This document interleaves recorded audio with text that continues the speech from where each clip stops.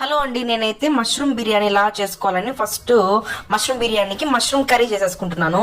First ఏం చేశానంటే బాండిల్ పెట్టేసుకొని ఆయిల్ వేసేసుకొని దాంట్లో కొంచెము జీరా వేసేసుకొని ఆనియన్స్ వేసుకొని బిర్యానీ ఆకేసేసుకొని బిర్యానీ మసాలా వేసేసుకొని ఉప్పు కారము పసుపు కొంచెం గరం మసాలా అలానే టొమాటోస్ కొంచెం పుదీనా కొంచెం పచ్చిమిర్చి కొంచెం కొత్తిమీరని సన్న కట్ చేసేసుకొని వేసేసుకొని మగ్గించుకుంటున్నాను.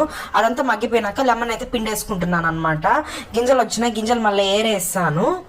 ఇప్పుడు కొంచెం మగ్గిపోయినాక నేనైతే కొంచెం పెరిగేసేస్తున్నాను. అల్లం వెల్లుల్లి పేస్ట్ కూడా వేసాను, మీకు చూపించలేదు. కొంచెం వాటర్ వేసేసుకొని నేను ఒక ప్యాకెట్ మష్రూమ్ అయితే వాడుతున్నాను.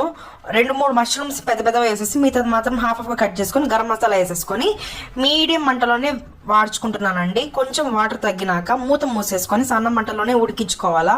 కలర్ మారిపోయి కొంచెం ఆయిల్ పైకి తేలినట్టుంటే మనం ఆపేసుకోవచ్చు.